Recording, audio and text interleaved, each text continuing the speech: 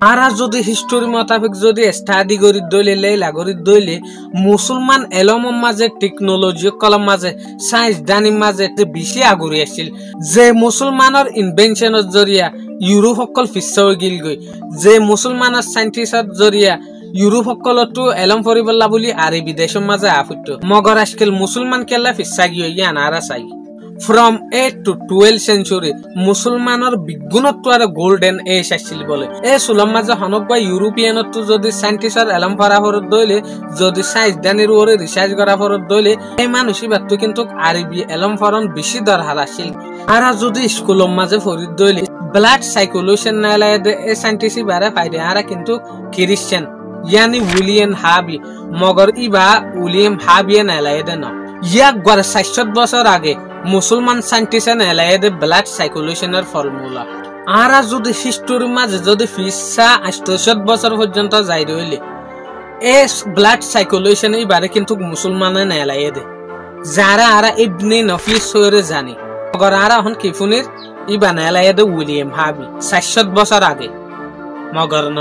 William হাবির ৬০ বছর আগে কিন্তু ব্লাড সাইকোলজিস্ট নালায় দে ইবনে নফিসে বলকে ইয়ান ন ইবনে নফিসে ব্লাড সাইকোলজিস্ট নালায় দে কোরআন নাজিল হওয়ার ৬০ বছর পরে ইয়া ৬০ বছর পরে ব্লাড সাইকোলজিস্টরা মাতা রিকভার করছে দে মানুষই বলতে উইলিয়াম হাবি তুই আনর রেজাল্ট কি দেখর মুসলমান এন স্পার্ট হইলে আজকাল মুসলমান এন ফিস্তাকে লাগিয়ে দে ইয়ানোর ওর একটা রিজন আছে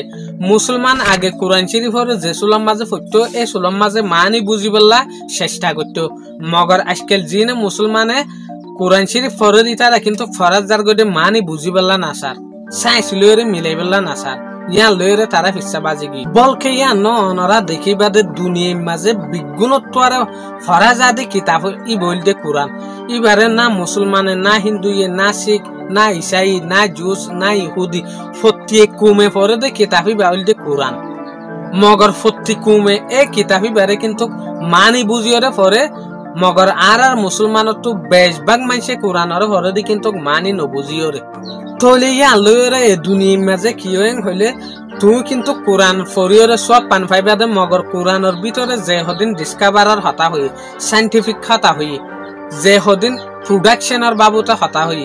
যে হদিন কানুনের হতা হই ইন কিন্তু তুই বুঝি না পারিবা কিয়া তুই কিন্তু কোরআন ফরত দে মানে কিন্তু বুঝি না পারর তুই এ সুলম মাঝে মুসলমানকল কেলা কামিয়া ফাইছিল দে ইতারে কিন্তু মানি বুঝিওরে ইয়ানোর রিসার্চ মোতাবেক কিন্তু সাইন্স দানি রিসার্চ করতো এটা লাভলি ইতারে জিনিস সকল নালাই ফাইছিল দে আজকাল কিন্তু কারা নালাই না পারি দে কিয়া